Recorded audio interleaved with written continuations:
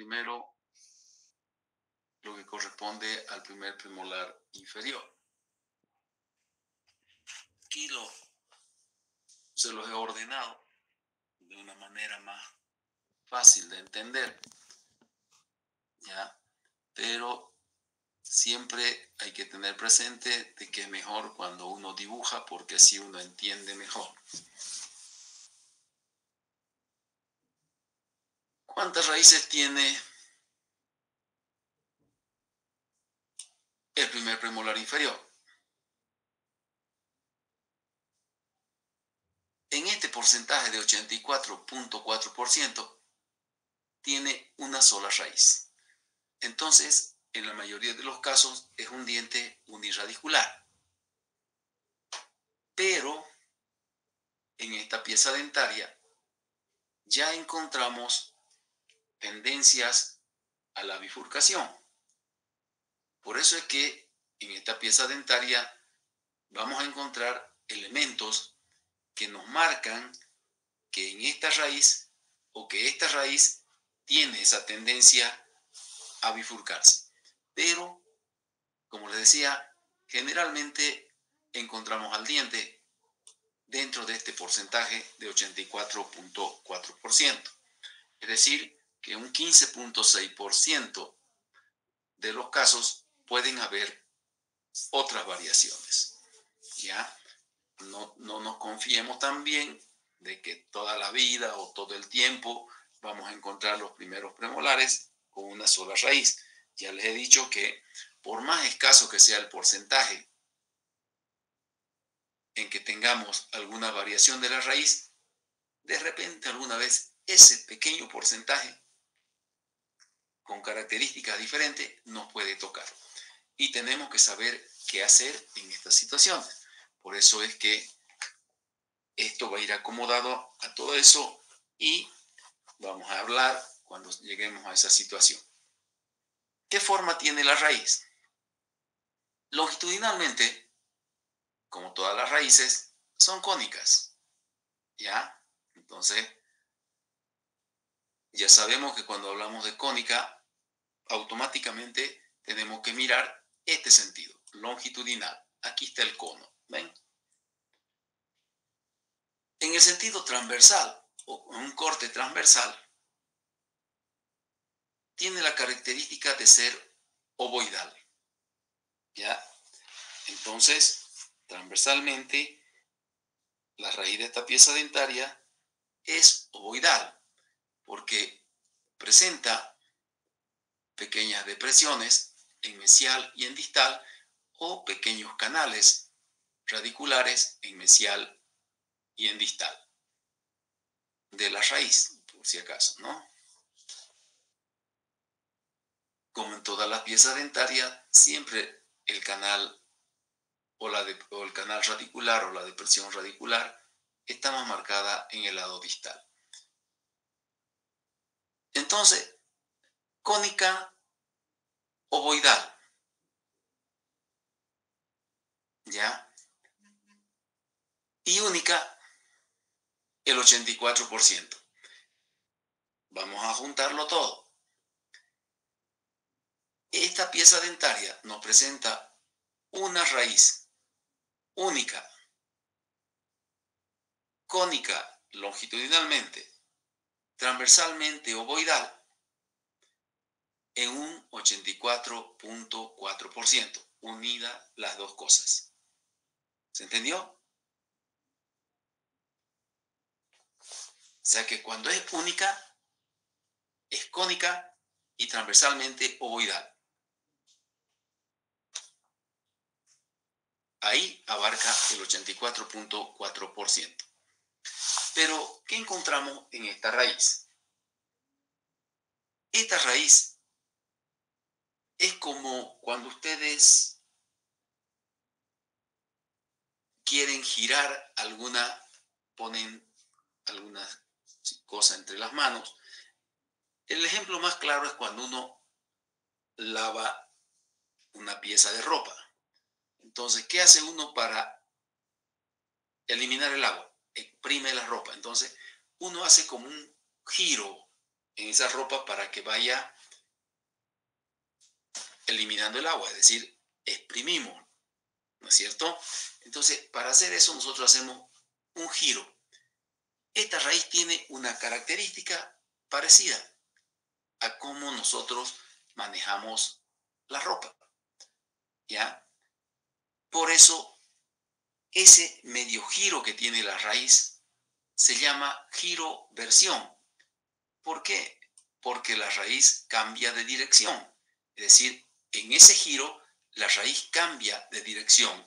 Es como que si mesial se quisiera ir hacia distal, ¿no? En ese giro que uno hace. Y a eso se llama giroversión. En esa giroversión que tiene la raíz, nosotros podemos verla la raíz acá, así. Vamos a verla por lingual. Por eso la estoy dibujando al revés, con una desviación distal hacia acá. Esa giroversión más se nota porque en la giroversión hay una hendidura, así, como si se cruzara de un lado a otro. Una hendidura. La llamamos hendidura ungueal. Así. ¿Ven? Es como si nosotros la hayamos querido girar la raíz. Por eso se llama giroversión. Porque va como cruzándose de un lado hacia el otro. ¿Ya? Esto es una hendidura. Pareciera una hendidura hecha con la uña. Por eso se llama hendidura ungueal. Esta hendidura ungueal, ¿ya?, está ubicada en la cara lingual y en mesial. Por eso se dice en mesiolingual. O sea que está en la cara lingual de la raíz, empieza en el ángulo mesiolingual y va como queriendo cruzarse hacia el lado distal. ¿Ven? Por eso se dice, presenta una giroversión, ¿ya? Y al hacer esa giroversión se forma esa hendidura, ¿ya? Ese surco llamado hendidura ungueal, porque parece que uno la haya hecho con la uña. Esa hendidura ungueal es clásica de esta pieza dentaria. Todos los primeros premolares inferiores la presentan. En el texto dice distolingual. No, es en mesiolingual, ¿ya? Ahora, esta hendidura ungueal que está en mesiolingual es una insinuación a la bifurcación de la raíz. ¿Qué otra situación presenta este diente? Acá, en vestibular de la raíz, en esta parte cervical, vamos a encontrar que esta parte cervical es ensanchada, es ancha. Este sentido, este diámetro mesiodistal aquí en cervical es ancho. Y encontramos aquí al centro una pequeña depresión. Esa pequeña depresión también es una insinuación a la bifurcación. Entonces son dos muestras que nos da este diente. El ensanchamiento en vestibular, donde se forma una pequeña depresión, y la hendidura ungueal que está en la cara lingual, empezando en mesiolingual y queriendo cruzarse hacia el lado distal, como haciendo un giro. Entonces esos dos elementos son los que nos muestran que esta raíz tiene una tendencia a bifurcarse. Pero en muchos casos están presentes, esos dos elementos pueden estar presentes y la raíz ser única, ¿ya? ¿Por qué? Porque puede quedarse en el proyecto nomás, en el intento de bifurcación, y la raíz puede ser única tener estos dos elementos, la hendidura ungueal, que siempre está, esa pequeña depresión, que siempre está en vestibular, y la raíz estar siempre única. Ahora, ¿qué sucede para que se dé la bifurcación? ¿Quiénes son los que ocasionan la bifurcación de la raíz? Los canales radiculares. ¿Ya? Cuando hay canales radiculares profundos, entonces pueden causar la bifurcación de la raíz. En este caso, pueden causar una bifurcación apical. Una bifurcación apical. La bifurcación apical, como ven ustedes, está en un porcentaje bastante bajo, pero siempre hay que tenerlo en cuenta, de 2.8%. ¿Ya? Entonces, esa sería la otra situación de que cuando los canales son muy profundos, no puede mostrar la bifurcación apical de la raíz. Seguimos. Hay una característica en este diente en que lo podemos observar como si fuera una raíz bastante deforme. Se las llama raíces trifurcadas, miren ustedes, porque pueden darse estas tres raíces así, miren, separaditas, y aquí hay otra. O sea, es una trifurcación, ¿ya? Ya no es bifurcación, es trifurcación. Se forman tres raíces. ¿Qué sucede acá cuando se da esta situación?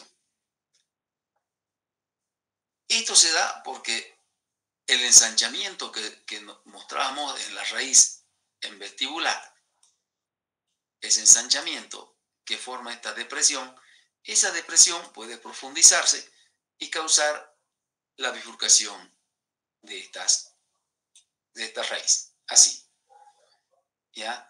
Y luego aparece otra en la parte lingual y se da la trifurcación. Este tipo de raíces es muy normal encontrarla en esta pieza dentaria. Está en un 10.6%, pero hasta ahora lo que yo he visto en este diente es una situación así.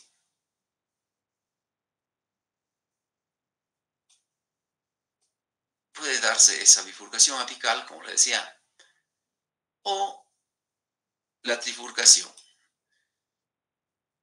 Esta característica es la forma en la que se presenta, no tanto así. ¿Ya? Entonces, cuando uno mira la radiografía, mira el ápice radicular y cuando ve estas saliencias en el ápice, ahí están frente a una raíz bifurcada o trifurcada. ¿Ya?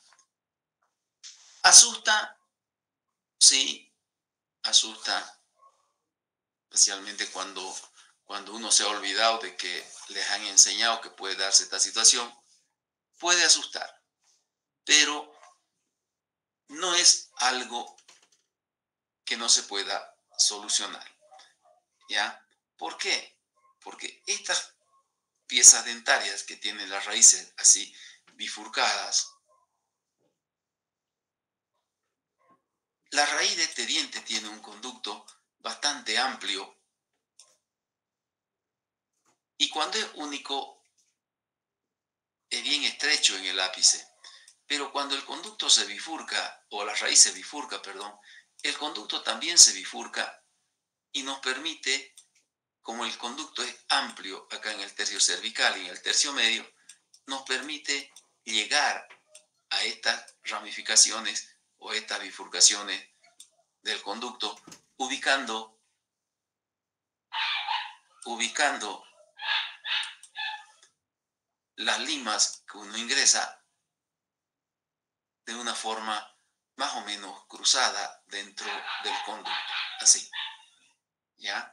Una vez uno llega a colocar las limas dentro de esas raíces bifurcadas o trifurcadas, entonces empieza a instrumentar.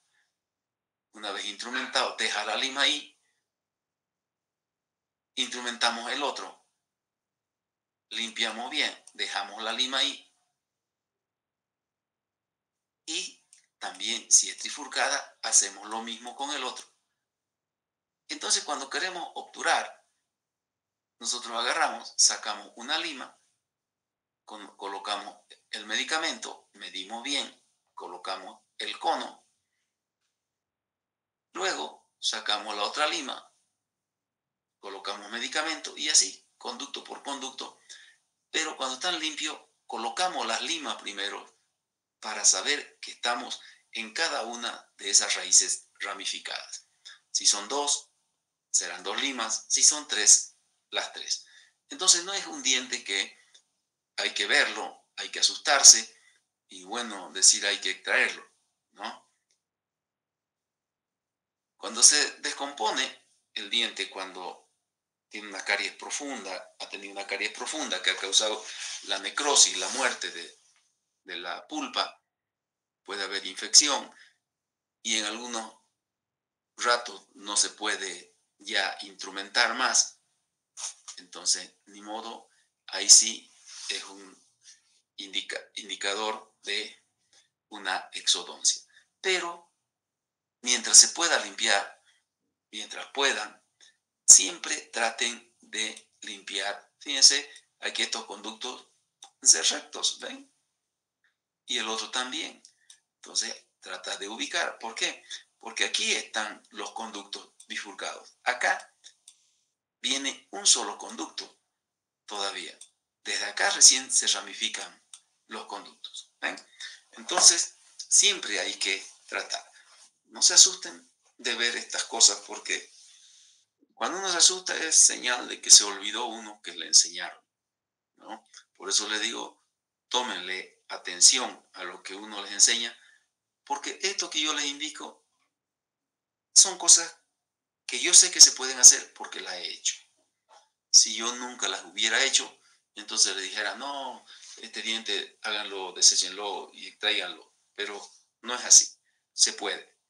Especialmente cuando ustedes se encuentren con una pieza dentaria que es importante que quede en la boca porque va a ser su retenedor de puente o su soporte de puente, su retenedor de placa, entonces ustedes sabrán que es importante salvarlo. No hagan lo que ya se ha hecho una norma, extraer y meter un implante. No se olviden que el mejor implante del diente es su raíz. Luego tenemos otro tipo de dientes, ¿no? ¿Cuál es el otro tipo de raíces que podemos encontrar? ¿Ya? Encontramos dos raíces que dan el aspecto de estar fusionadas. Miren, aquí hay un canal radicular profundo, ¿ya? Pero las dos raíces están unidas. Entonces cada raíz tendrá su conducto, ¿ya? Y también puede ser salvada en caso de tratamiento. Y cuando uno desconfía de estas raíces, entonces para eso hay, en tercer año les van a enseñar a sacar radiografías y ustedes tomarán radiografías proximales, ¿no? Panorámicas digitales, etcétera, un sinnúmero de elementos de los que ustedes se pueden valer. Entonces, tenemos también ese aspecto de que el diente aparenta tener dos raíces fusionadas, ¿ya? Y cada raíz va a tener su conducto. Estas características de raíces fusionadas en el primer premolar inferior, se presentan en un 2.2%. Entonces, como ven, ¿ya? Estas son las características. Acá tenemos el cuadrito resumido. Una raíz única, cónica, longitudinalmente, transversalmente ovoidal, 84.4%. Una raíz donde aparenta tener las raíces fusionadas y cada raíz con su conducto, 2.2%. Una raíz bifurcada en el ápice por profundización de los canales radiculares, 2.8%. Y la trifurcación, 10.6%. ¿Ya? Entonces, esas son las características que nos muestra esta pieza dentaria.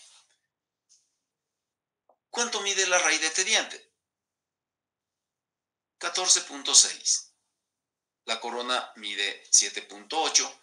Entonces, si alguien está valiente, haga la división y va a tener la proporción corono-radicular de este diente. ¿Alguien está valiente?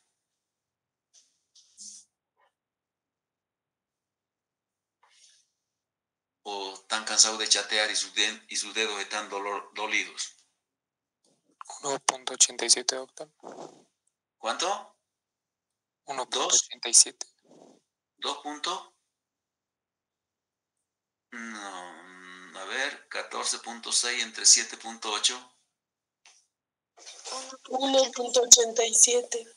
1.87, ¿no es cierto? ¿Sí? Ya.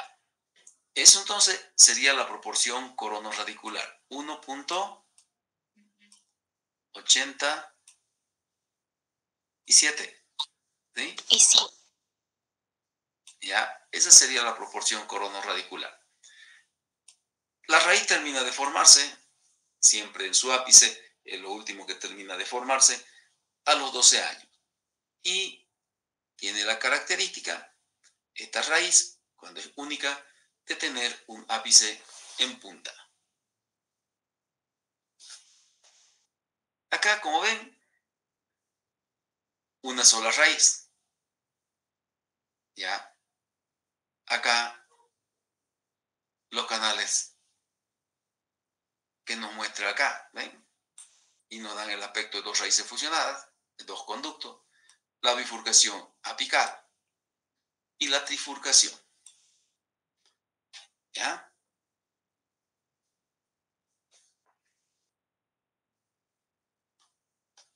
¿Cómo es la relación corono-radicular de este diente? Cuando nosotros observamos el diente, primero, acá, por su cara libre vestibular, ¿qué vemos acá? Que la desviación del eje radicular va hacia distal. ¿Ya? Entonces, hay una desviación de la raíz hacia distal. Pero, ¿qué sucede cuando nosotros observamos el diente por proximal? Voy a hacer el dibujo para que ustedes lo entiendan mejor, porque en la foto no lo van a entender muy bien. Fíjense que la cara vestibular de este diente es tremendamente oblicua y convergente hacia oclusal e incisal. ¿Sí? Tremendamente oblicua. Esa oblicuidad de vestibular nos muestra el eje coronario volcado hacia el lingual. Ese es el eje coronario. Vamos a tratar de dibujarlo, de pintarlo con otro color. Este es el eje coronario. El negro. Y acá yo tengo la raíz.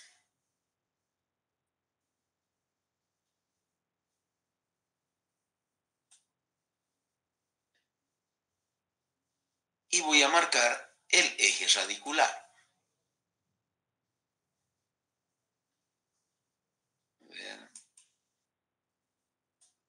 Esto es importante que lo entiendan para que ustedes observen esta situación. ¿Ven?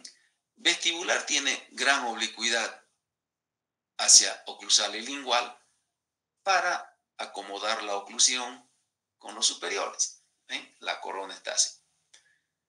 Aquí me he ido un poco con el dibujo. Vamos a tratar de acomodarlo bien. Vamos a tratar de dibujarlo de menor forma para que ustedes lo entiendan mejor.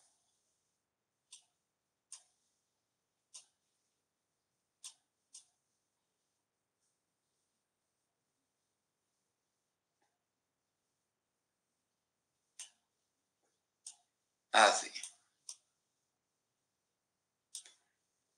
Entonces, fíjense que al ser tan oblicua la cara vestibular hacia oclusal o lingual, la corona queda volcada hacia lingual. ¿Me entienden? Entonces, la corona no coincide con el eje radicular. ¿Se dan cuenta? No coincide con el eje radicular. Y al ser tan oblicua la cara vestibular, lleva a la cúspide vestibular a que sea ella la que coincida con el eje.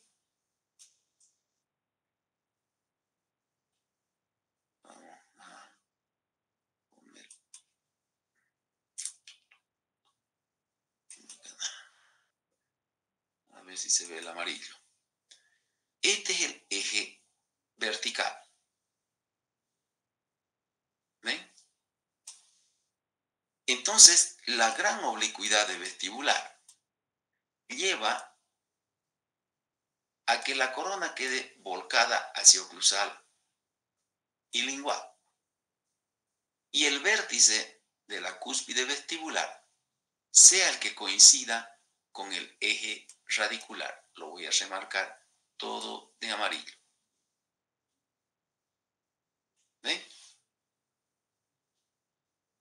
Ahora, esa característica que nosotros vemos acá, miren ustedes, el eje radicular vertical y el eje coronario inclinado a oclusal y lingual. Fíjense que entre el eje coronario y el eje radicular se forma un ángulo tremendamente abierto hacia lingual. Ese ángulo abierto hacia lingual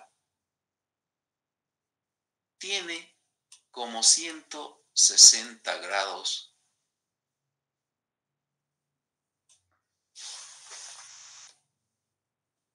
de abertura. Es un ángulo muy abierto, ¿ya? Que llega a los 160 grados aproximadamente. ¿Entendieron?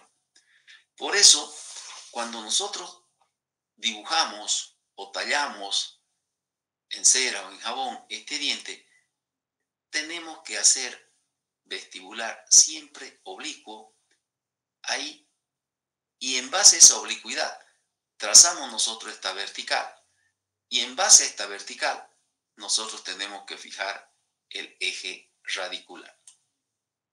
¿Entienden? ¿Ven? Fíjense cómo rapidito se forma. ¿Entendieron?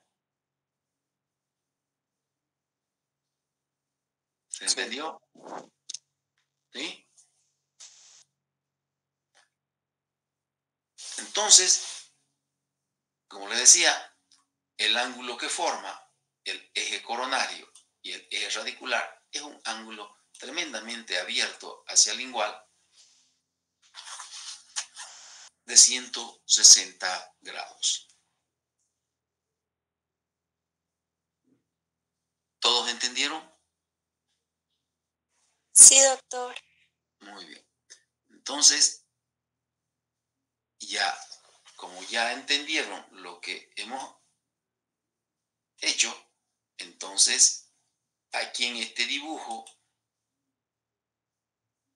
acá en este dibujo de acá, el eje coronario es este. ¿Ven? El eje radicular es este vertical que coincide con el vértice de la cúspide vestibular. Muy bien.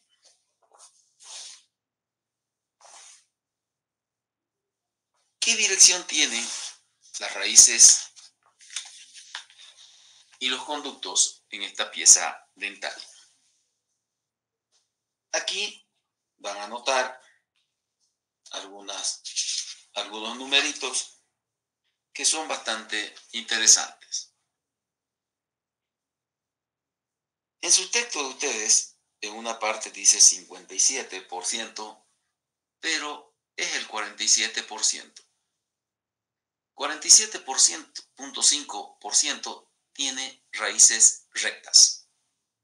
No confundan raíces rectas con raíces únicas. ¿Ya? El porcentaje de raíz única es otro. Aquí tenemos el porcentaje de raíz y conducto recto. En un 47.5%. Tenemos, en estos dientes empiezan a existir las encorvaduras. Es muy normal encontrar las raíces encorvadas acá en un 21.3%. Tenemos acá la curva del ápice hacia distal en un 13.5%. ¿Ya? Tenemos la curva lingual 7.1%. Voy a remarcar esta partecita acá. ¿Ya? Porque este 7.1% de la curva del ápice hacia lingual tiene una significación. Es la máxima inclinación que tiene un diente en su ápice hacia lingual.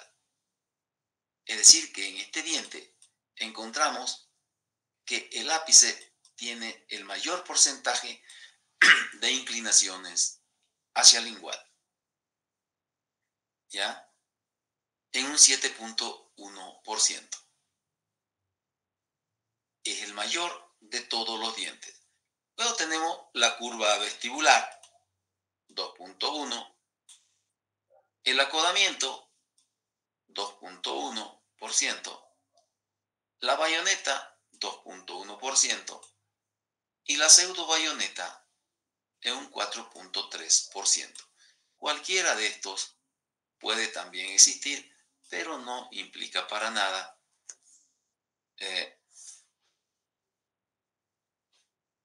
no implica mucho atraso en el tratamiento. Sin olvidar que en esta pieza dentaria el acodamiento ya empieza a presentarse. Ya hay acodamientos bastante marcados en algunos casos, que eso sí ya puede dificultar la endodoncia o el tratamiento endodóntico. Ahora, veamos lo que tenemos acá. Fíjense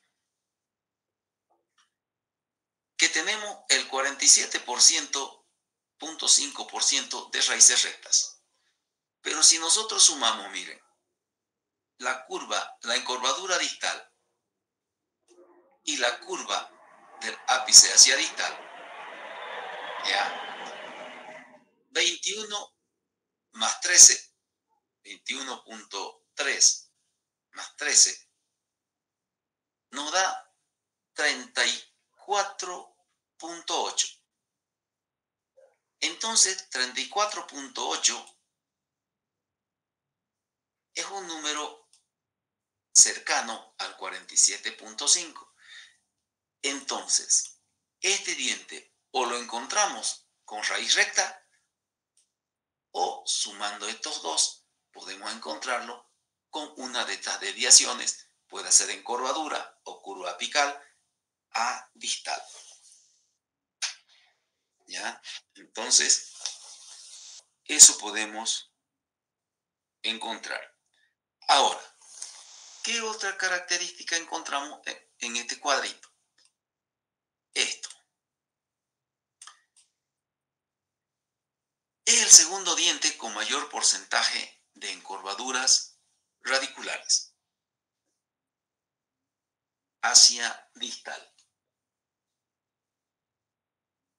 Y el que ocupa el primer lugar es el dientecito que viene más adelante. Entonces, estos son los dos dientes que tienen el mayor porcentaje de encorvaduras distales, ¿ya? Dentro de los dientes unirradiculares. Entonces tenemos 21% de encorvadura distal. Es el segundo lugar, porque el primer lugar lo ocupa el segundo premolar inferior, ¿ya? Entonces, este premolar está en segundo lugar, el segundo premolar está en primer lugar, son los dos dientes unirradiculares que tienen el mayor porcentaje de encorvaduras a distal. ¿Pudieron anotar todo lo que les dije?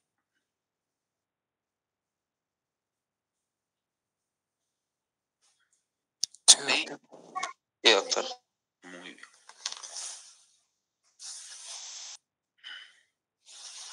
Venimos a la cavidad pulpar. La cavidad pulpar de este diente es bastante parecida a la del canino inferior, especialmente cuando ya hay un proceso de calcificación. Ya a veces, cuando estas piezas dentarias tienen algún desgaste o sufren alguna rotura, ¿no? Alguna fractura en la corona, entonces la pueden confundir con un canino, ¿no?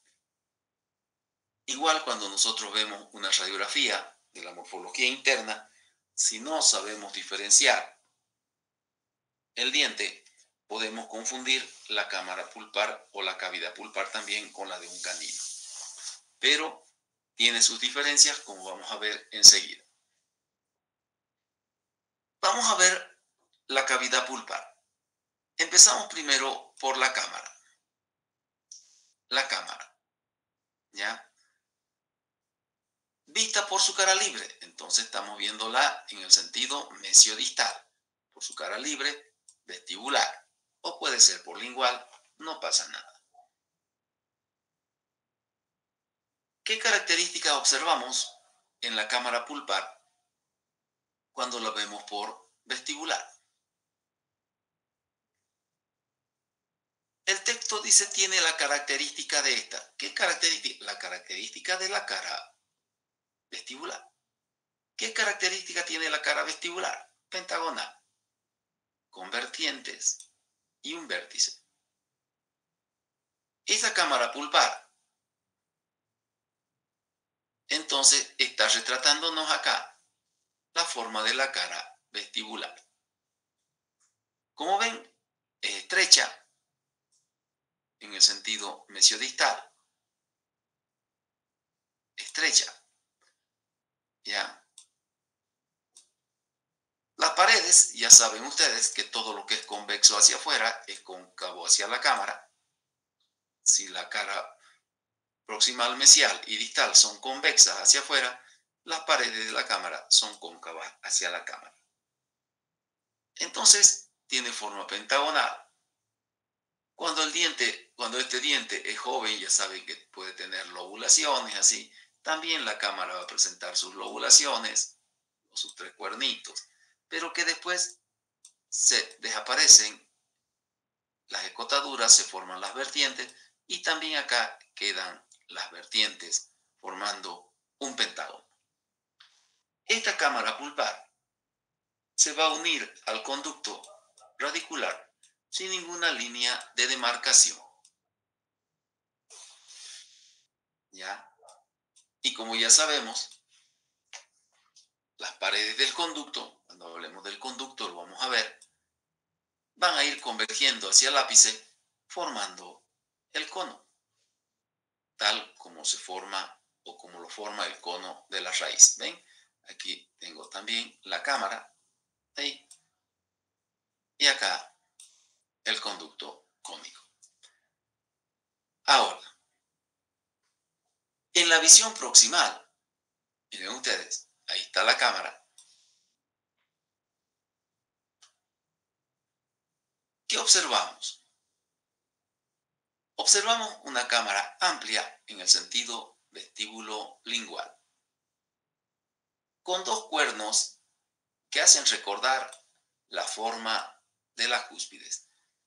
La cúspide vestibular, prominente, aguda, ¿no? Mucho más grande que la cúspide lingual. Lo mismo sucede acá, ¿no? Vamos a ponerle otro colorcito para que lo puedan diferenciar. Y miren ustedes, acá tengo el cuerno vestibular, tremendamente grande, prominente, ¿ya? Y aquí el cuerno lingual, muy pequeño, como un esbozo, ¿ven? Retratando todo lo que sucede en vestibular, en oclusal y en lingual. Esta cámara pulpar, vista por proximal, nos muestra primero en el techo de la cámara esos dos cuernos tremendamente diferentes, o como dice el texto, disímiles, es decir, diferente en tamaño. El cuerno vestibular llega a la mitad de la corona. Eso es muy importante que conozcan. Solamente el cuerno vestibular llega a la mitad de las coronas. El cuerno lingual, como la cúspide lingual es pequeña, entonces el cuerno vestibular, el lingual, perdón, es pequeño, como un esbozo que solamente está marcado aquí en el tercio cervical de la cámara o de la corona, ¿no? Entonces el cuerno lingual está en el tercio cervical de la corona, pero el cuerno vestibular llega a la mitad de la corona. Ahora, por eso, como les decía hace rato, especialmente ya cuando hay calcificación, como ven ustedes, miren, este cuerno vestibular prominente, bien marcado, y el cuerno lingual pequeño, tiene su similitud, como si este cuernito fuera la concavidad que forma el espolón del canino inferior. Por eso, miren, se parece, ¿ven? Ahora, ¿qué sucede con esta cámara pulpar? Fíjense que acá la cámara pulpar es tremendamente amplia en el sentido vestíbulo lingual. Se une a un conducto amplio también,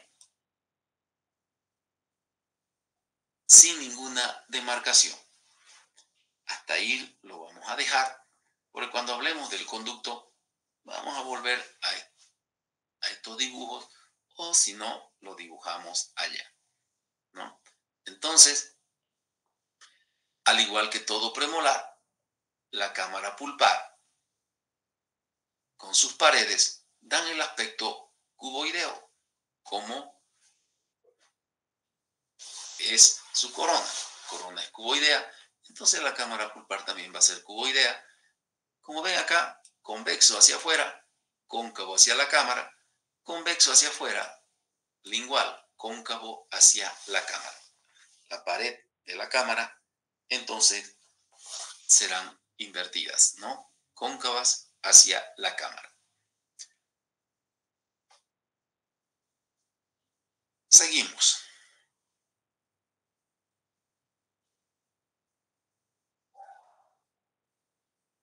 Ahora,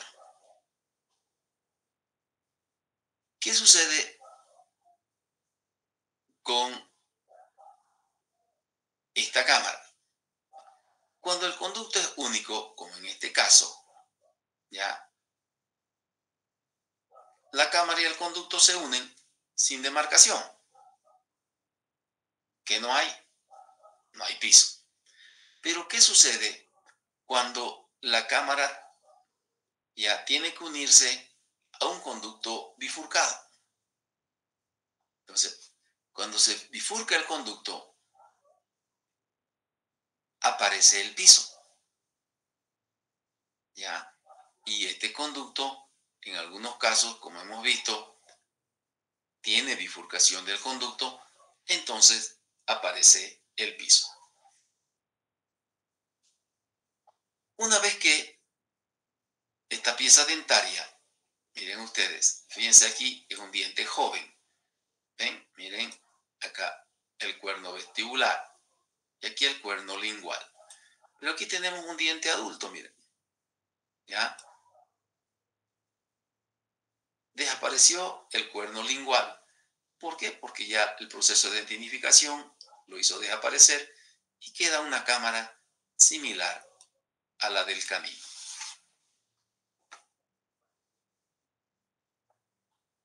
Ahora, ¿qué característica tiene el conducto? Vamos a... De acá nos vamos a mudar acá. Entonces tenemos que este cuerno vestibular llega a la mitad de la corona por vestibular. La cámara pulpar retrata la forma de la cara, es pentagonal. Cuando es joven tiene sus 3 lobulaciones, igual que en oclusal.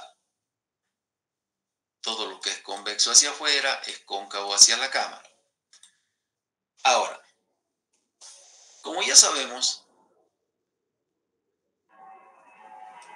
acá la cámara por proximal dijimos que es una cámara amplia, que en el techo presenta dos cuernos pulpares porque son 2 cúspides. El cuerno vestibular llega a la mitad de la corona y el cuerno lingual es un pequeño esbozo poco marcado en el tercio cervical de la corona. Es una cámara amplia, más amplia en el sentido vestíbulo-lingual que mesiodistal. Ahora, cuando el conducto es único, transversalmente es ovoidal. Aquí lo tienen, miren. Este de acá es un conducto único, ovoidal. ¿Ya?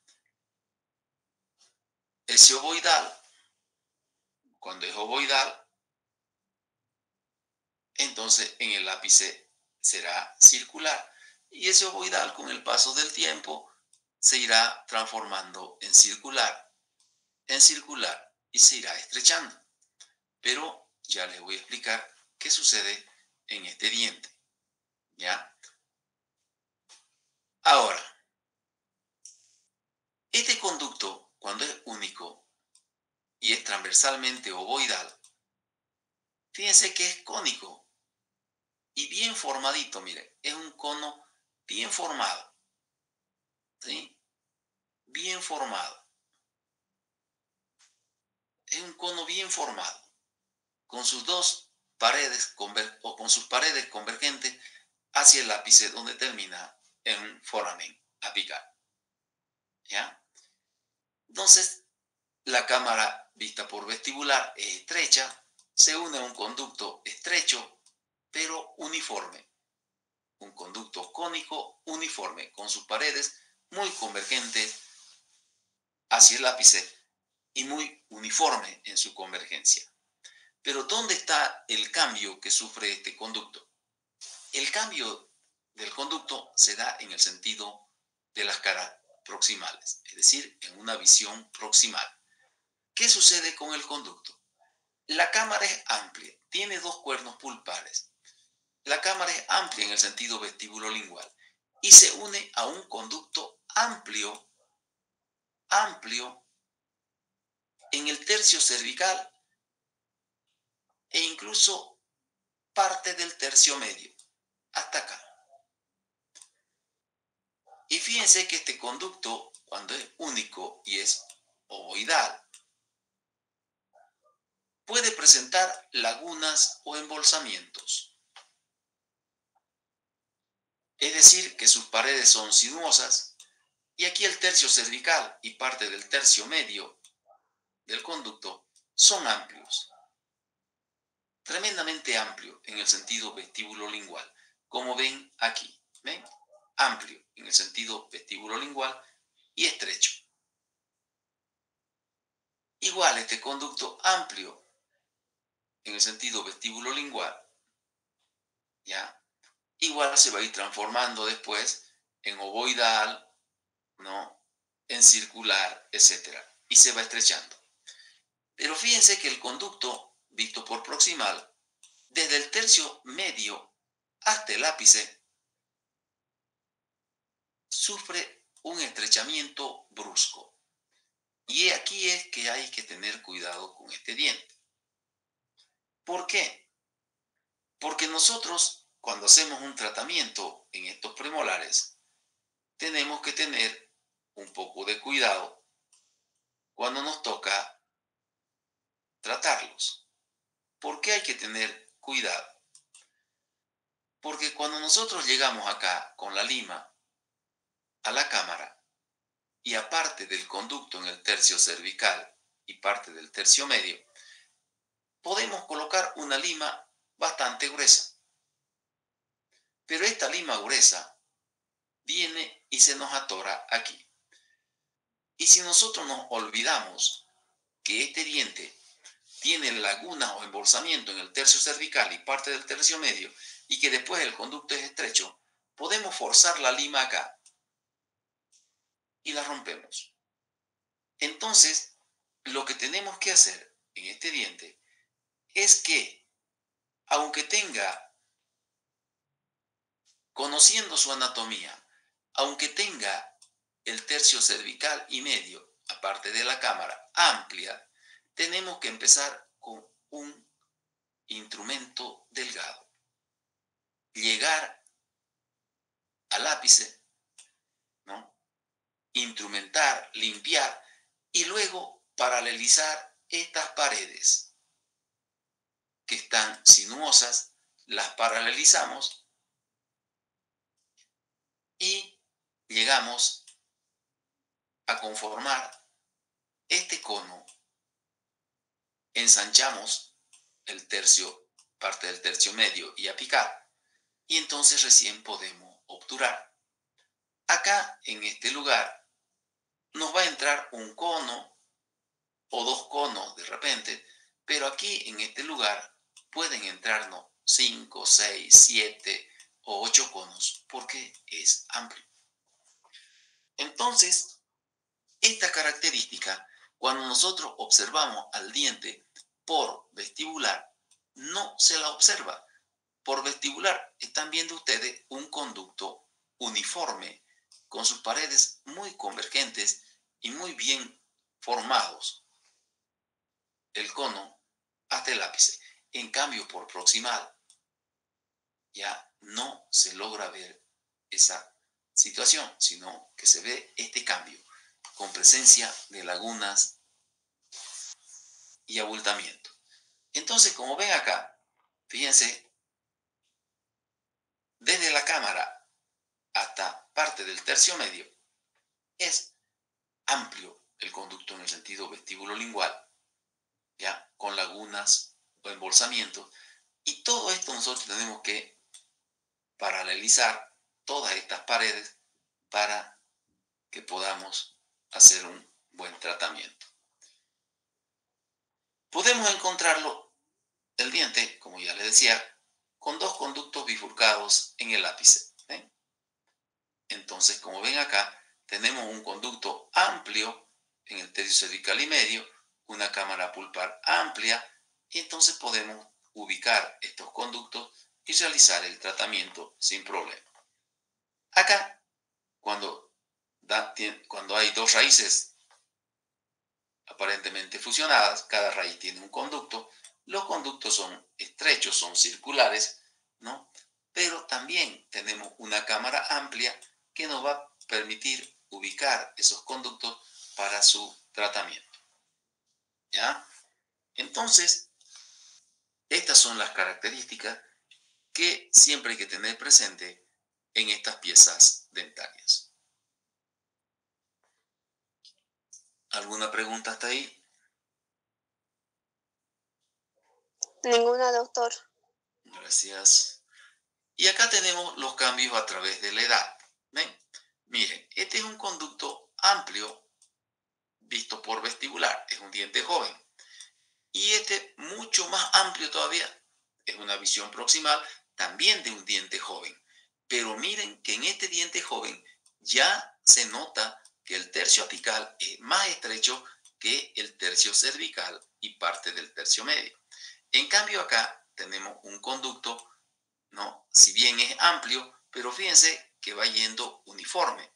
Entonces cuando este ápice se termine de formar, también se va a terminar de formar un cono bastante regular. Ahora, ¿qué sucede cuando empieza el proceso de dentinificación y de calcificación del conducto y de la cámara? Fíjense que acá el conducto en esta visión proximal, esto es proximal, esto es proximal. Fíjense que el conducto ya tiene un conducto filiforme, ya muy delgado. Filiforme quiere decir en forma de hilo, delgado, ¿ya? ¿Por qué? Porque ya el proceso de dentinificación lo está estrechando y lo puede obliterar. En este diente, en muchos casos van a encontrar un conducto obliterado, ¿ya? Por la dentinificación. ¿Por qué? Porque aún siendo joven es estrecho, entonces el proceso de dentinificación lo estrecha más y lo puede cerrar, lo puede obliterar. Pero fíjense que el conducto en el tercio cervical y medio sigue siendo ancho.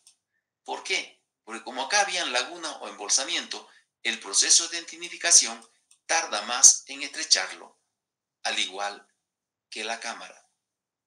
La cámara se va calcificando también, los cuernos van desapareciendo, se van redondeando y el cuerno lingual empieza a desaparecer. Acá, como ven ustedes, ya tenemos un conducto más calcificado. Miren acá, está a punto de obliterarse el conducto en el tercio apical. En el tercio medio y cervical, el conducto ya se estrechó.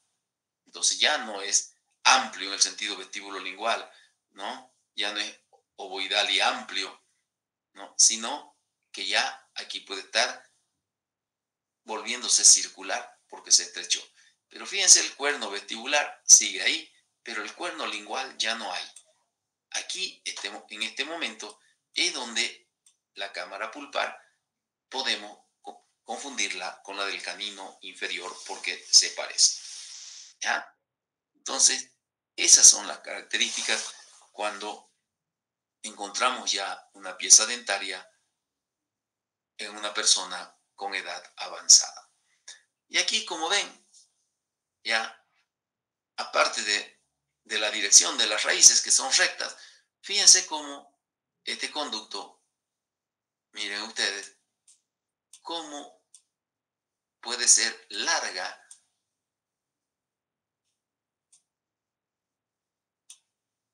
la parte del conducto que se vuelve contricto, que se vuelve filiforme, y a veces puede quedarse solamente la partecita de la cámara y parte cervical del conducto que tienen amplitud.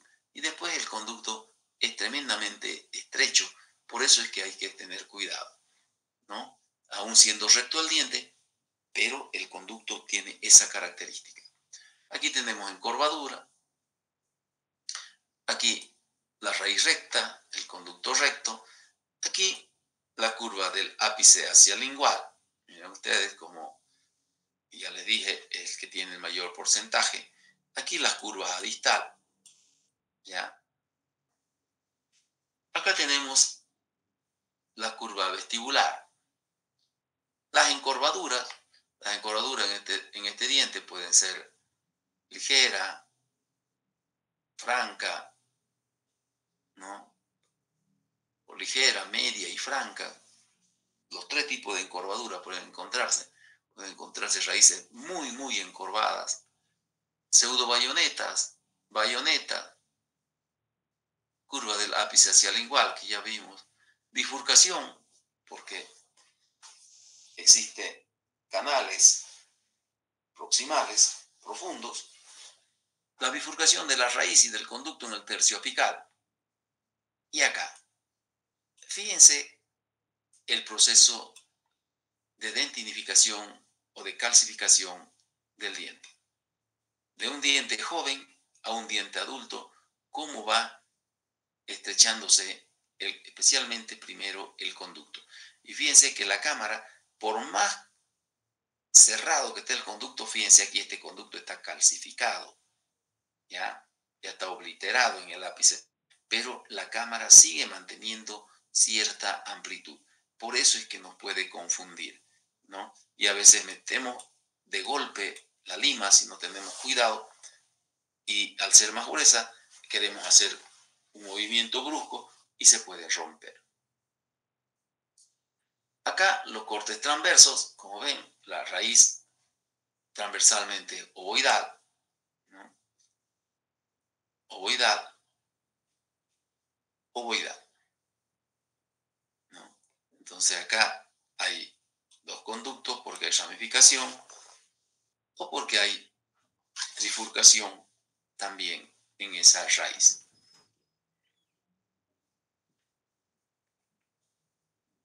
Pero como ven, la mayoría de los casos encontramos una raíz única y un conducto único. ¿Alguna pregunta hasta ahí? ¿De ese diente? No, doctor, ninguna. Continuamos entonces.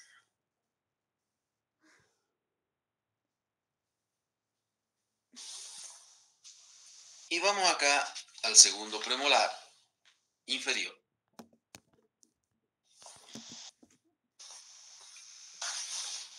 Generalmente la raíz de este diente es única. ¿Ya? Es decir, en una raíz simple o raíz única. Tiene similitud a la del primer premolar. Cónica, ovoidal. ¿Ya? Generalmente tiene esa forma. Ya saben ustedes que cónica en el sentido longitudinal y ovoidal en el sentido transversal. Eso nunca lo olviden y ya se les ha enseñado cómo tienen que contestar. Pero esta raíz tiene una característica muy interesante. Miren ustedes. Fíjense este ángulo romo, este otro ángulo romo, este otro ángulo romo y este otro ángulo romo. Y fíjense cómo esta raíz transversalmente puede dejar de ser ovoidal y tener un aspecto romboidal. Con 4 aristas, miren. 1, 2, 3, 4 aristas romas. Así, en esta forma cónica romboidal, la encontramos en un 15.6%. ¿Cuál es la diferencia entre cuando una raíz es transversalmente romboidal o una raíz es transversalmente ovoidal? Que cuando es ovoidal presenta lagunas o embolsamientos, pero no muy amplios, como hemos visto en el primero. Pero cuando la raíz es transversalmente ovoidal, esas lagunas o embolsamientos son más amplios. ¿Ya? Esa es la característica en la que varía cuando tienen una forma transversal y otra. Es decir, cuando son ovoidales o cuando son romboidales. Fíjense que la variación solamente es en el corte transversal, porque longitudinalmente la raíz no va a cambiar, va a ser siempre cónica. Aquí baja el porcentaje de raíces trifurcadas, pero pueden encontrarse. Todavía hay 1.4%. Tenemos la proporción corona radicular. La raíz de este diente mide 15 milímetros, la corona mide 8. Entonces, obtienen ustedes la proporción corono-radicular. Dividen 15 entre 8. Si hay algún valiente por ahí, dígame cuánto sale. ¿Cuánto sale? 1.87, doctor. 1.87 también. ¿Sí? Sí, doctor. ¿No? Entonces, si sale 1.87, ¿a quién se parece en su proporción corono-radicular? Al primer premolar. Al primer premolar. Y es fácil, miren, ubicarse, ¿no? Porque la raíz aumentó un poquito y la corona también aumentó otro poquito, ¿no? Pero dentro de los márgenes que le corresponden también al primero, por eso tiene el mismo resultado. Ahora, un año más, a los 13 años, ahí termina de formarse el ápice. Entonces, no olviden, en la pieza 35 o 45, la raíz puede ser transversalmente romboidal, ¿sí? En un 15.6%.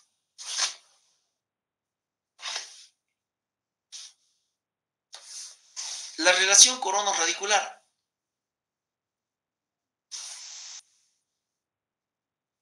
A ver, ¿qué dice aquí?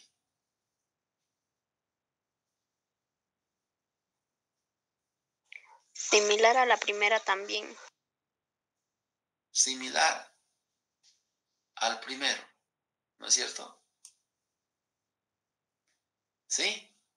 A ver, recordemos cómo era el primero.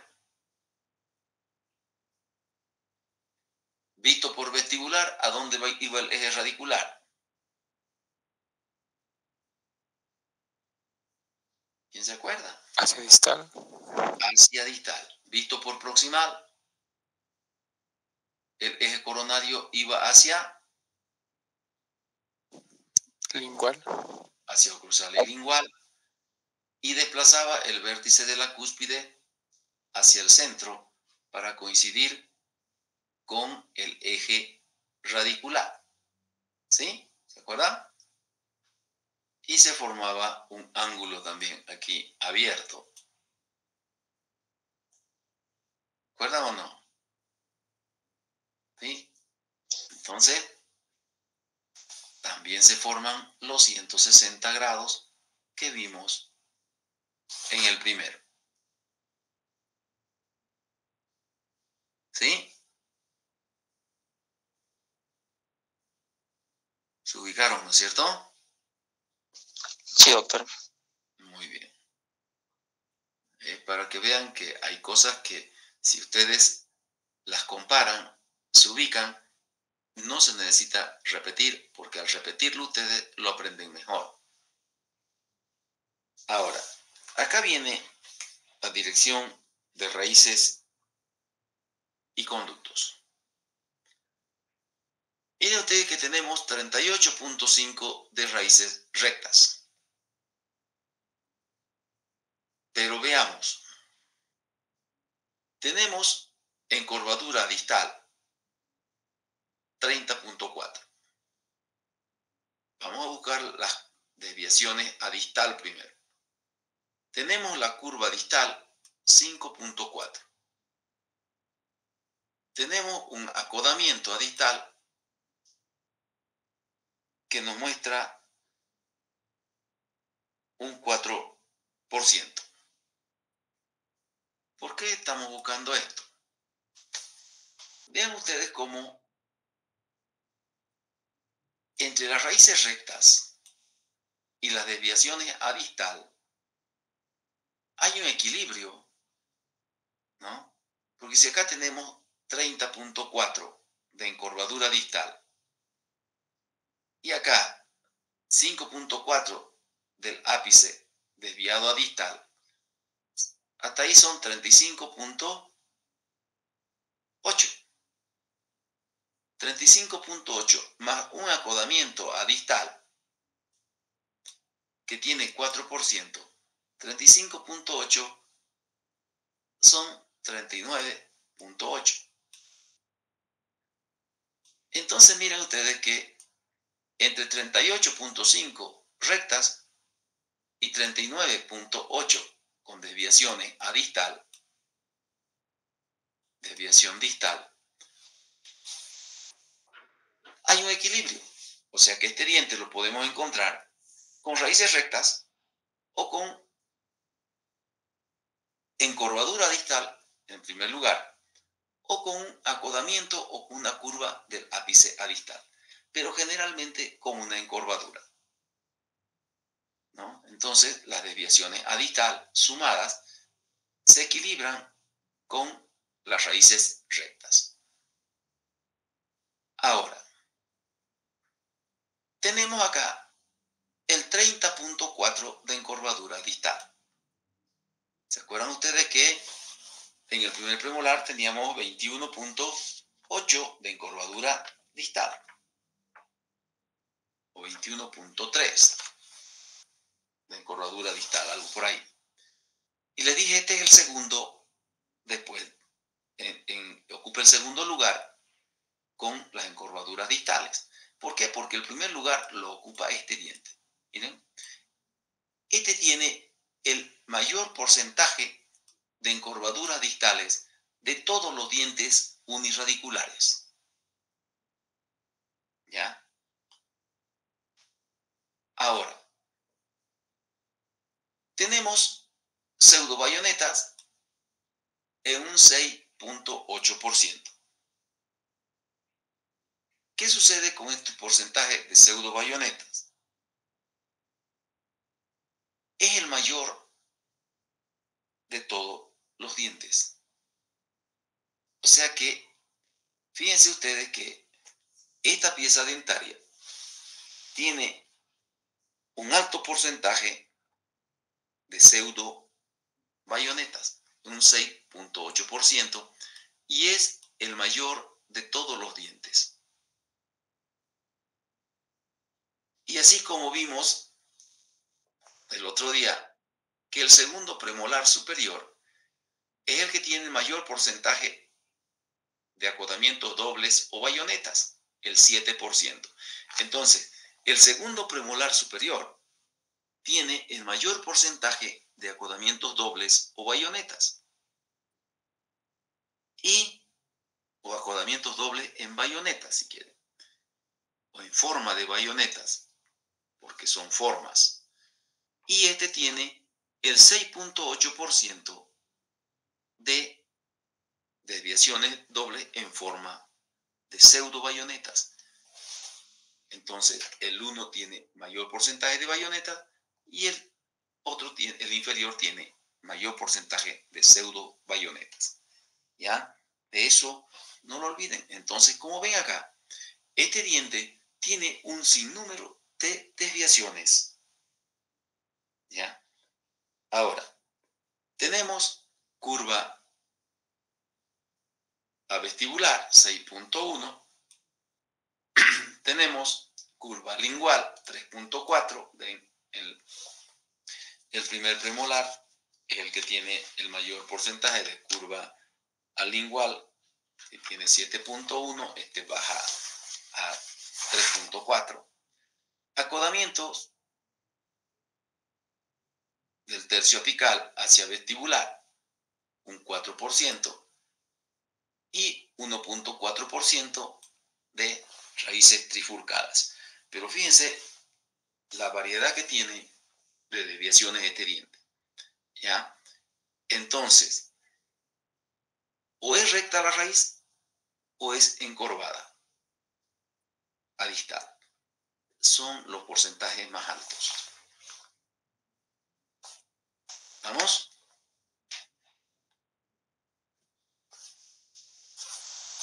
Ahora, llegamos a la cavidad pulpar. Y acá los autores lo hacen bastante resumido. ¿Por qué? Porque en la cámara pulpar, esto se refiere a la cámara pulpar, cámara pulpar. ¿Qué sucede? ¿Hay similitud con el primero? Sí. Es cuboidea, ¿no? Tiene techo. ¿Dónde está la diferencia con el primero? En esto. El cuerno vestibular y el cuerno lingual se equilibran en tamaño. ¿Por qué? Porque crece la cúspide lingual.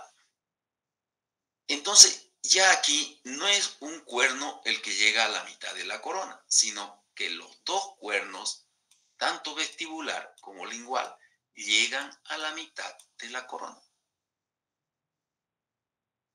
¿Ya? Y como el diente es de mayor tamaño que el primero, también la cámara pulpar, tanto en el sentido mesiodistal como en el sentido vestíbulo lingual, son más amplias que el primero, pero se sigue manteniendo que la cámara, por sus caras libres, es más estrecha que en el sentido vestíbulo lingual. Eso se sigue manteniendo, pero es más amplia en las dos visiones, vestibular y proximal, que la del primero. Los cuernos del techo son mayores y ambos cuernos llegan a la mitad de la corona. ¿Vamos? Ahora, viene el conducto. Cuando la raíz es cónica ovoidal, como el primer premolar, entonces tenemos características del primero, ¿no? Un conducto, vamos, un conducto, aquí está la cámara, pentagonal, ¿no es cierto? Pentagonal. Acá tenemos la cámara por proximal, con sus dos cuernos al mismo tamaño, ¿no? Y fíjense, la cámara también se une al conducto, todo lo que es convexo hacia afuera, hace que la pared de la cámara sea cóncava hacia la cámara, etc. Y acá tenemos el conducto cuando la raíz es única, cónica y transversalmente ovoidal. Tenemos un cono bien formado, con sus paredes convergentes hacia el ápice, tal como en el primero. Cuando la raíz es transversalmente ovoidal, entonces tenemos acá también laguna, embolsamientos en el tercio cervical y medio y un estrechamiento brusco a nivel del tercio apical. ¿Sí? O sea, eso es cuando el diente tiene la forma radicular cónica ovoidal. ¿Dónde está el cambio? El cambio está cuando la raíz es transversalmente romboidal. No cambia la cámara. La cámara está en la corona, eso no cambia, porque la forma romboidal es en la raíz. Tenemos la cámara amplia, en sentido vestíbulo lingual. Los dos cuernos pulpares llegan a la mitad de la corona. Pero ¿qué sucede cuando la raíz es transversalmente ovoidal? Estas lagunas o embolsamientos son tremendamente más amplias que en el primero. ¿Ya? Mucho más amplias que en el primero. ¿Ya? Entonces, el tratamiento que se realiza en estas piezas dentarias nos hace que nos encontremos con una cámara pulpar amplia, un conducto amplio, pero siempre teniendo en cuenta que en el tercio apical va a ser estrecho. ¿Ya? Entonces, esa es la diferencia entre tener una raíz cónica ovoidal y una raíz cónica romboidal. ¿Se entendió?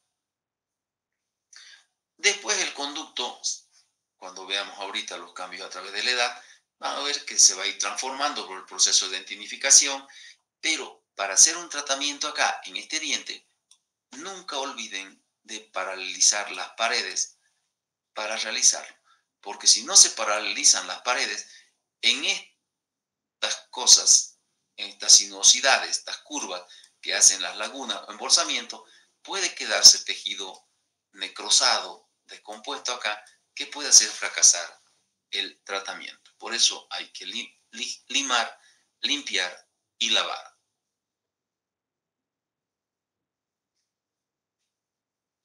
Los cambios a través de la edad, como ven ustedes, a nivel del conducto hay un poco de variación porque el conducto va a tardar más en dentinificarse, en estrecharse cuando la raíz es transversalmente ovoidal o romboidal, pero como cuando es ovoidal tiene las características similares al primero. Ahora, acá ya no desaparece el cuerno pulpar. Si bien disminuye de tamaño el cuerno pulpar porque se reduce con el proceso de dentificación, pero no desaparece, ¿ya? La cámara se va estrechando de manera más lenta, no porque no haya proceso de dentificación o porque el proceso de dentificación sea lento, sino que como es más amplia, entonces tarda más el proceso de dentificación en cerrar la cámara, ¿ya? Entonces, esas son las características, como ven, no son tan marcadas en relación al primero. Y acá tenemos acodamientos, raíces rectas. Ustedes mírenle al conducto, curva vestibular. Pero fíjense aquí en este cuadrito. Todas estas son encorvaduras. Ligera, mediana, franca, encorvadura, es decir, bien marcadas. Pero fíjense por vestibular cómo el conducto se estrecha, se vuelve filiforme, ¿ya? Pero este mismo conducto filiforme visto por vestibular, por proximal puede ser este, que está filiforme en el tercio apical, pero todavía está amplio en el tercio cervical y a nivel de la cámara. Entonces, por eso es que tenemos que tener cuidado y cuando se duda más de la cuenta, válganse de las radiografías. Nunca le dé flojera sacar radiografías. Yo veo que caminan con su paciente y cruzan la calle, incluso con su paciente con la boca abierta. Lastimosamente, todas esas incomodidades tienen que pasarla, pero háganlo. No se queden cortos. Tenemos bayoneta, acodamiento, ¿no? La pseudo bayoneta. Fíjense la cámara y los conductos cuando los dientes están jóvenes o recién formados, ¿ya? Acá tenemos, ya va yendo, se va formando la constricción del conducto, se va estrechando. La cavidad pulpar y el conducto se van estrechando. Fíjense que la constricción aquí del conducto ya está bien marcada, pero la cámara todavía se la observa una parte del conducto con embolsamiento, ¿ya? Fíjense que el conducto se vuelve filiforme, puede calcificarse. Entonces, todo esto pueden encontrar ustedes.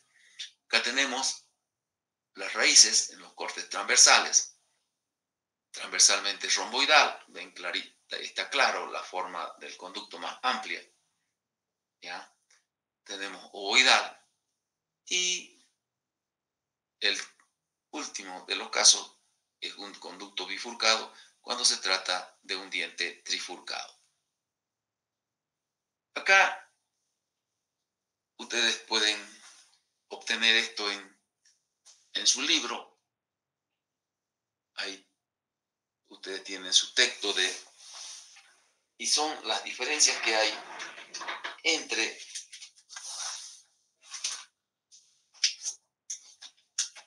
los premolares superiores y los premolares inferiores. Entonces, esas diferencias que ustedes tienen ahí es simplemente tratar de interpretarlas y hacer una comparación entre ellas. Tamaño. ¿Cómo es el tamaño de los premolares? A ver.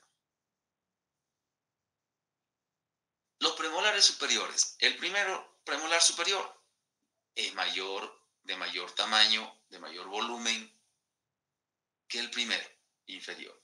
El segundo superior, ligeramente mayor en su volumen que el inferior. ¿Los dos inferiores son más largos? Sí, son más largos, pero son menos voluminosos. ¿Ya? ¿Entendieron? Ambos premolares, tanto superiores como inferiores, son crecientes. Siempre el primero más pequeño, el segundo de mayor tamaño. Eso es muy importante cuando uno talla los premolares, saber diferenciar eso, porque no puede tallarse un primer premolar del mismo tamaño del segundo. Por eso es que las medidas hay que tenerlas bien en cuenta. La forma de la cara oclusal. Los dos superiores son pentagonales, ¿no? Tienen el aspecto pentagonal. El diámetro mayor, vestíbulo palatino. Los inferiores tienen el diámetro mesiodistal y el vestíbulo lingual ligeramente más equilibrado. No se olviden que el uno tiene 6.9 y 7.5. El otro tiene 7.3 y 8.1. Y además de eso, el primer premolar sale de la línea de la forma pentagonal, es ovoidal, ¿no? El inferior. Y el segundo inferior vuelve a ser de nuevo pentagonal. Luego tenemos la posición de las fosas. En los superiores, no se olviden ustedes que las fosas están en una misma dirección.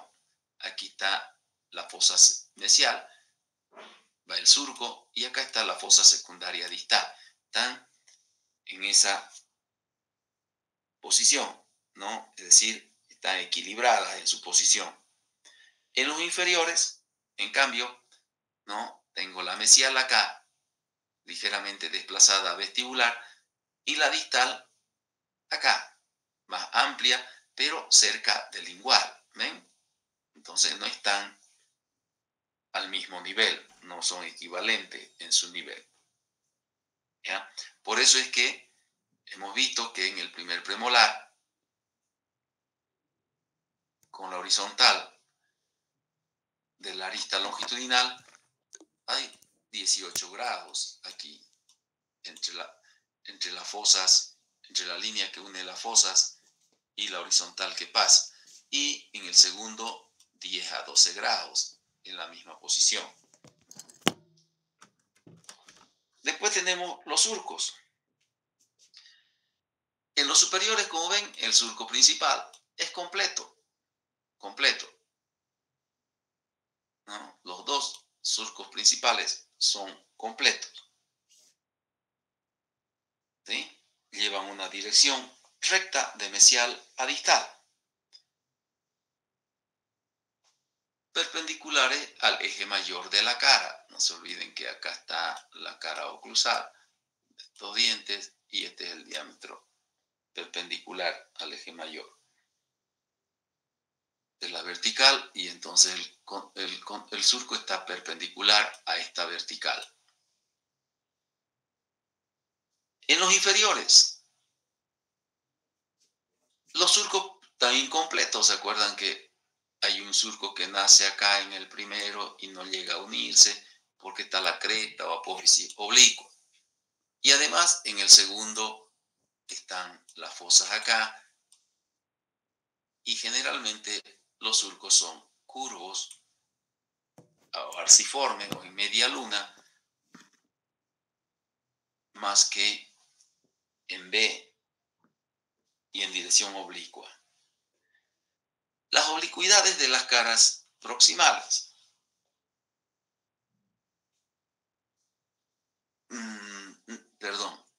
Las oblicuidades de las caras libres primero. Palatino en los superiores es más oblicuo que vestibular. En los inferiores, ¿cuál es más oblicua? Vestibular. El vestibular. Vestibular, más oblicua que lingual. Entonces también son diferentes. En su convexidad, las convexidades también son diferentes, ¿no?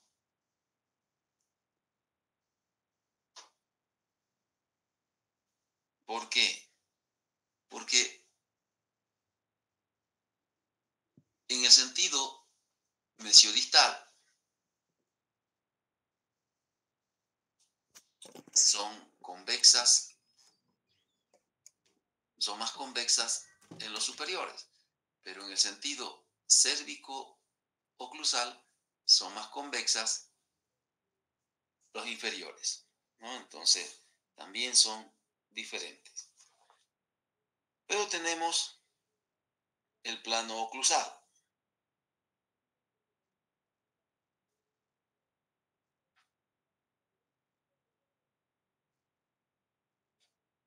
El plano oclusal se refiere a que acá, por ejemplo, en el primer premolar superior y en el segundo premolar superior, ¿no? Aquí hay una diferencia de 1 milímetro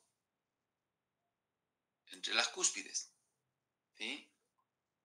Hay un ángulo de 10 grados. En el segundo, las dos cúspides tienen el mismo tamaño, coinciden. En los inferiores son diferentes. Acá tenemos el segundo superior y el primero inferior. No se olviden ustedes que aquí se forman 30 a 40 grados en el primero, ¿ya? Y en el segundo, la diferencia es apenas de 1 milímetro también y pueden formarse también 10 grados, ¿no? Entonces, también hay sus diferencias ahí en la característica del plano oclusal. No se olviden que en el segundo es 10 a 15 grados, pero la diferencia es de 1 milímetro también. Ahora, las superficies proximales. ¿Qué sucede en las caras proximales de estos dientes, tanto en mesial como en distal? Que en los superiores, mesial tiene un aplanamiento y distal es convexa. En los inferiores,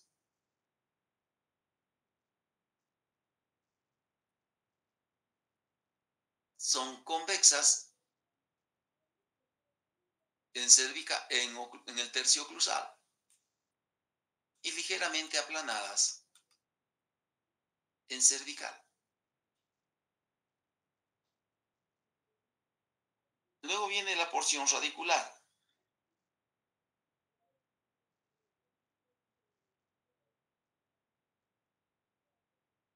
Las raíces de los superiores son más amplias en el sentido vestíbulo-palatino. En el sentido mesiodistal son estrechas, pero son amplias en el sentido vestíbulo-palatino. En cambio, en los inferiores, el diámetro mesiodistal y el diámetro vestíbulo-palatino, mesiodistal y vestíbulo-palatino, son equilibrados, son casi iguales. La otra diferencia, la relación corono-radicular. En la relación corono-radicular, tanto las raíces de los superiores y los de los inferiores por vestibular. Coinciden porque ambos están desviados a distal. Pero por proximal ya no. Por proximal, tanto el segundo como el primero, ¿ya? Son diferentes. ¿Por qué? En los superiores tienen continuidad con el eje coronario. Es decir, tengo la corona acá y hay una continuidad con el eje coronario. Incluso el ápice coincide con la mitad de la cara oclusal, ¿no? En los inferiores ya hemos visto nosotros, ahorita acabamos de ver, que el eje radicular no coincide con el eje coronario, ¿sí? Porque la corona está volcada hacia oclusal y lingual, sino que el vértice de la cúspide vestibular es el que coincide con el eje radicular, formando ese ángulo de 160 grados. El libro nos da solamente 9 diferencias, pero ustedes pueden encontrar diferencias en los conductos, en el número de raíces, en el tamaño de los cuernos. ¿Se dan cuenta? ¿Sí?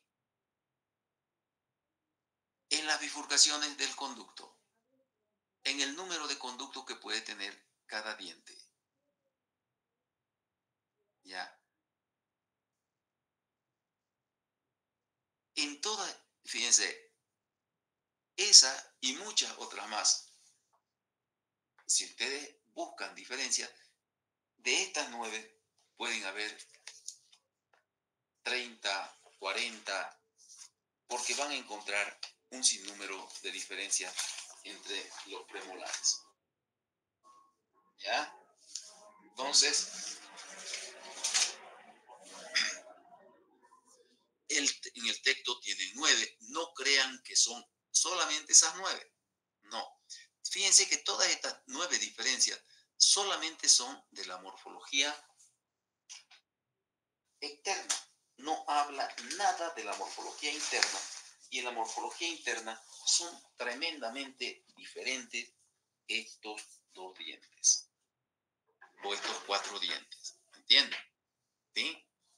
Son tremendamente diferentes. Entonces hay muchas más diferencias que ustedes pueden encontrar en estos dientes. No se queden solamente con esas 9, ¿no? Y decir, no, en el texto solamente dice que hay 9. No, son muchas más. ¿Ya? Entonces, tengan cuidado con eso. Ustedes, mientras van tallando, pueden encontrar otras diferencias que son bien marcadas. Ahí termina el tema de los premolares inferiores. Ahora sí ya estamos con las deudas pagadas. Ya solamente nos toca avanzar los molares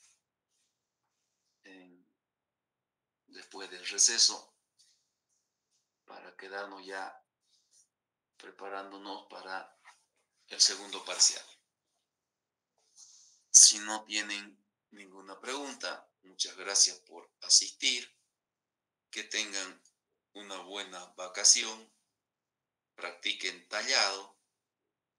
No se vayan a soñar conmigo porque van a despertar llorando. Así que nos vemos después.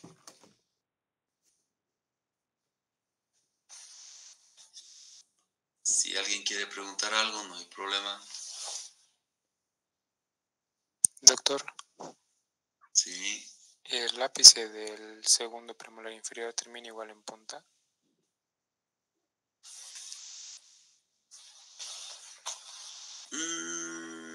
Hay dos cositas, pero también termina en punta. Alguna vez lo encontramos un poquito aplastadito, pero también termina en punta. La mayoría de las veces termina en punta. ¿Ya? Pues doctor. ¿Alguna otra pregunta?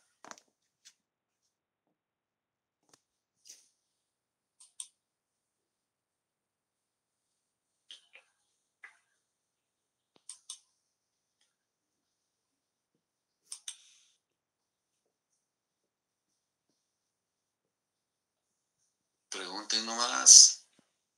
Si no tienen otra pregunta, muchas gracias. Que les